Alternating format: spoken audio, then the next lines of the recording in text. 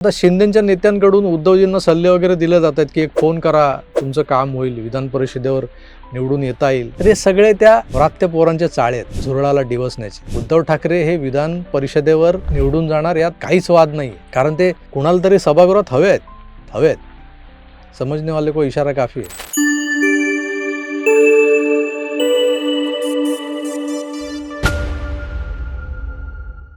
नमस्कार मित्र. सोमवारपासून गुरुवारपर्यंत आपल्या चॅनलवर फिलर्स येत होते, जे काही इकडचे तिकडचे विषय. ताजा विषय घेऊन मी दिसत नव्हतो, कारण मी होतो कोकणात. पालीच्या बल्लाळेश्वरासमोर बसून बाप्पाला अभिषेक करणं, गणपतीपुळ्याच्या विघ्नेश्वराचं मनोभावे दर्शन घेणं, हा तर दरवर्षीचा माझा शिरस्ता आहे. पण मागच्या वर्षी माझ्यावर झालेला बायपासमुळे तो मोडला होता. त्यामुळे अगदी धावता पळता असा हा कोकणातला देवदर्शनाचा दौरा जो होता तो आटोपला आणि पुन्हा मुंबईत परतलोय. तर मंडळी, आजपासून पुन्हा आपल्या कामाला सुरुवात. आजच्या विषयाला सुरुवात करताना मला एक जुनी आठवण तुम्हाला सांगावीशी वाटते. जुनी म्हणजे अगदी मी 3री-4थीत असेन तेव्हाची, म्हणजे 84-85 सालची गोष्ट आहे. मी गिरगावात जिथं राहायचो त्या खेतवाडी बॅकरोडवर रांगेनं सिनेमा थिएटर्स होते. आमच्या चाळीला, म्हणजे आमच्या बिल्डिंगला लागून गुलशन सिनेमा नावाची एक टॉकीज होती. समोर न्यू रोशन होतं, न्यू रोशनच्या शेजारी अल्फ्रेड होती, मागच्या बाजूला निषाद, सिल्वर, थोडं पुढे गेलं की शालिमार, नॉवेल्टी, अप्सरा, ते पार अगदी मिनर्वापर्यंत पसरलेला हा सिनेमांचा मायाजाल होता. आमच्या लहानपणी 84-85 नंतर घरात 14 इंचाचा black and white T V आला. तोवर लोकांच्या दारात किंवा खिडक्यांच्या फटीतून छायागीत, चित्रहार आणि रविवारचा सिनेमा पाहायचो. पोराटोरांच्या हातात आजच्यासारखे स्मार्टफोन नव्हते. 2.5 रुपयांचा तो MRF लिहिलेला लाल रबरी बॉल विकत घेणं आणि क्रिकेट खेळणं तेही दुरापास्त होतं. मग या संपूर्ण पिढीला अभ्यासाव्यतिरिक्त इतर जो वेळ उरायचा त्यात काय छंद होते, तर ज्यांना परवडायचं ते वाचनाचा छंद जोपासायचे. सुदैवानं माझ्या बाबांना वाचनाची प्रचंड आवड होती. त्यामुळे घरात श्री साप्ताहिक, मार्मिक अशा साप्ताहिकांपासून जयवंत दळवी, पु ल देशपांडे, सुहास शिरवळकर यांच्या कादंबऱ्या देखील असायच्या.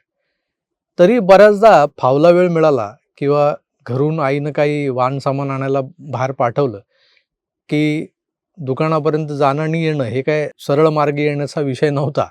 मग त्या टिवल्या बावल्या करण्याचा मूड व्हायचा आणि पावलं या सिनेमा थिएटर्स बाहेर लावलेल्या काचेच्या बॉक्समधल्या त्या प्लेकार्ड्स जे असायची ना ती बघायला हवं. प्लेकार्ड्स काय, सिनेमातले प्रसंग शूट करताना पूर्वी डेडिकेटेड फोटोग्राफर्स हे शूटिंगच्या लोकेशन्सवर हजर असायचे आणि ते आपल्या कॅमेऱ्यात काही प्रसंग टिपायचे. ते फोटोज या प्लेकार्ड्ससाठी वापरले जायचे. ही प्लेकार्ड्स बघून जवळपास सिनेमामध्ये काय असेल, म्हणजे स्टोरी काय असेल, हिरो काय करत असेल, काय घडत असेल, याचा अंदाज आम्ही पोरं लावायचो. सोबतच हाताने रंगवलेली जी काही भली मोठी पोस्टर्स लावलेली असायची सिनेमावर, त्यावर हिरोईन्स, हिरो, विलन यांच्या फिगर्स असायच्या. सिनेमाचं टायटल असायचं, निर्माता, निर्देशक वगैरे लिहिलेलं असायचं. आणि गंमत म्हणजे मुंबई नंबर 4 या दक्षिण मुंबईतल्या या सिनेमाघरांच्या मांदियाळीत सिनेमांच्या पोस्टर्सवर अख्ख्या स्टारकास्टची नावं लिहिलेली असायची. म्हणजे पोस्टर चितारणारे जे पेंटर असायचे ती नावं सुवाच्य अक्षरात लिहायचे. अमिताभ बच्चन, रेखा, जया भादुरी, संजीव कुमार, सत्यन कप्पू. आता सत्यन कप्पू हे नाव मी जे घेतलं ना ते तुम्ही शोधा जरा, म्हणजे माझ्या पिढीतल्या बऱ्याच लोकांना माहिती असेल. मग अमजाद खान और वगैरा वगैरा. आम्हाला जेव्हा या थिएटर्सला सिनेमा बघण्याचा चान्स मिळायचा, कारण ही सगळी थिएटर ना सेकंड रनवाली थिएटर्स होती. म्हणजे फर्स्ट रनला सिनेमा कुठे कुठे लागायचा, एक्सेल्सियर, स्टर्लिंग, मिनर्वा, मराठा मंदिर, ऑपेरा हाऊस, रॉक्सी अशा मोठ्या मोठ्या सिनेमात लागायचे. आणि मग हे 2-3 आठवड्यानंतर, 4 आठवड्यानंतर सेकंड रनसाठी ज्या सिनेमांकडे वळायचे त्या सेकंड रनवाल्या सिनेमागृहांची नावं जी मी तुम्हाला सांगितली, जी माझ्या घराच्या बाजूला होती. आणि हा चान्स मिळायचा म्हणजे एक तिकिटाचे ₹1.60 किंवा ₹2.30 गोळा व्हायचे स्टॉल आणि ड्रेस सर्कलचे. तेव्हा 2-3 मित्र मिळून हा सिनेमा पाहायला जायचो आम्ही.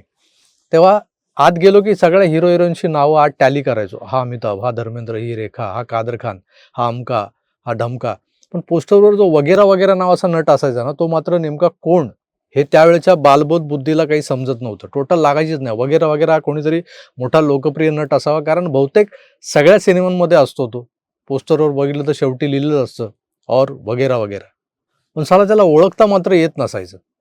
वय वाढलं, समज आली हिंदी भाषा समजू लागली, तेव्हा कळालं की हा वगैरा वगैरा म्हणजे एक्सेट्रा, आदी इत्यादी वगैरे वगैरे हे आहे. सिनेमात हा वगैरा वगैरा जसा महत्त्वाचा होता ना आमच्यासाठी एकेकाळी, तसा सिनेमातला एक एलिमेंट महत्त्वाचा असतो.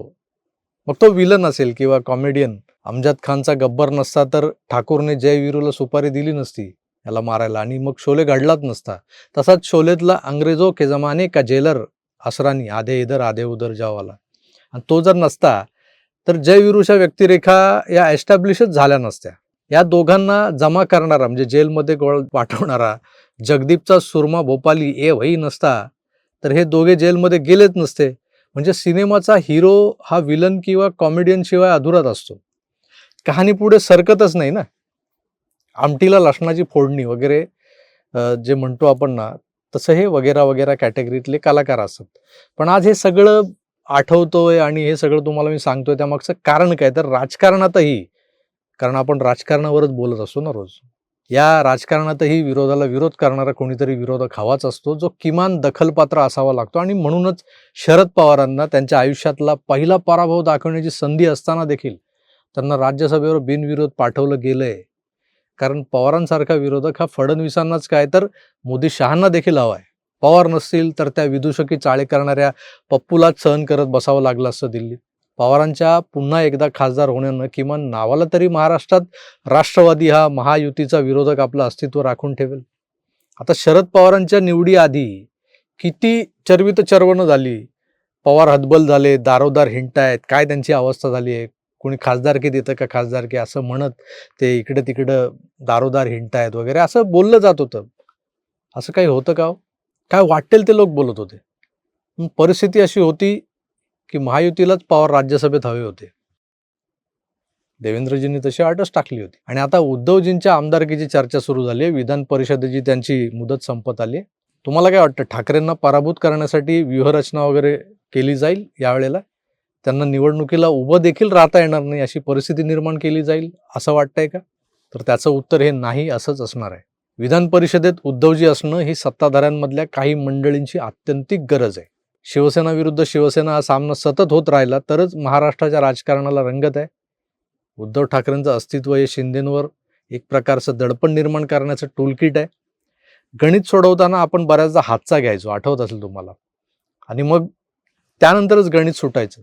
तसं राजकारणातल्या अनेक समीकरणांमध्ये चपकल बसणारा हा हातचा घेऊन ही गणितं सोडवली जाण्याऐवजी ती अधिक गुंतागुंतीची केली जातात. ही गुंतागुंत जर नाही झाली तर मग राजकारण सपक होईल. आमटीला लसणीची फोडणी द्यावी लागते ती यासाठीच. मी मुद्दाम सिनेमात कॉमेडियन नसेल तर मजा येत नाही असं उदाहरण उद्धवजींसाठी वापरून अधिकचे व्ह्यूज आणि लाईक्स गोळा करू शकतो. पण मी तसं केलेलं नाही.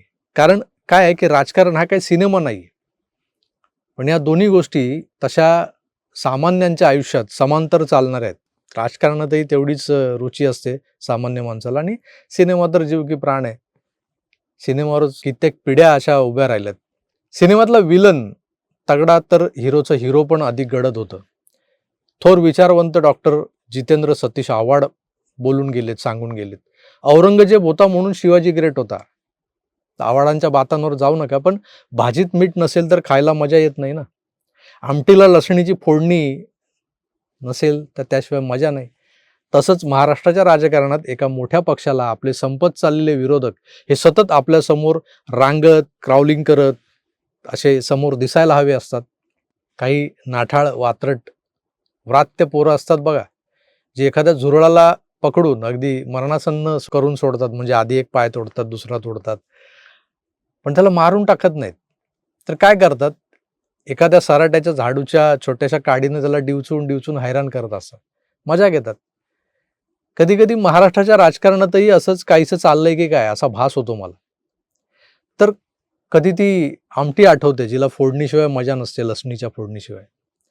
सरतेशेवटी एवढंच सांगतो की सिनेमात जसा वगैरा वगैरा नावाचा जो कलाकार असतो ना, जो त्या सिनेमात दिसत तर नाही पण तो त्या सिनेमाचा अविभाज्य अंग असल्याचा भास होतो, तसंच राजकारणाचंही आहे. तेव्हा आता शिंदेच्या नेत्यांकडून उद्धवजींना सल्ले वगैरे दिले जात आहेत की एक फोन करा, तुमचं काम होईल, विधान परिषदेवर निवडून येता येईल. तर हे सगळे त्या व्रात्य पोरांचे चाळे आहेत, झुरळाला डिवसण्याचे. उद्धव ठाकरे हे विधान परिषदेवर निवडून जाणार, यात काहीच वाद नाही आहे. कारण ते कुणाला तरी सभागृहात हवेत. समजने वाले को इशारा काफी आहे. मोरल ऑफ द स्टोरी समजवण्यासाठी मुद्दाम मला माझ्या लहानपणीची गोष्ट सांगावी लागली सुरुवातीला, पण त्यामुळे विषय सोपा करून मांडता आला असं मला वाटतं. तर यावर तुमचं नेमकं काय मत आहे मला कमेंट्स करून जरूर कळवा. मी तुर्तास इथेच थांबतो. पुन्हा भेटूच, तर आपली काळजी घ्या आणि पाहत राहा आपलं आवडतं यूट्यूब चॅनल आकार DG9. धन्यवाद. नमस्कार.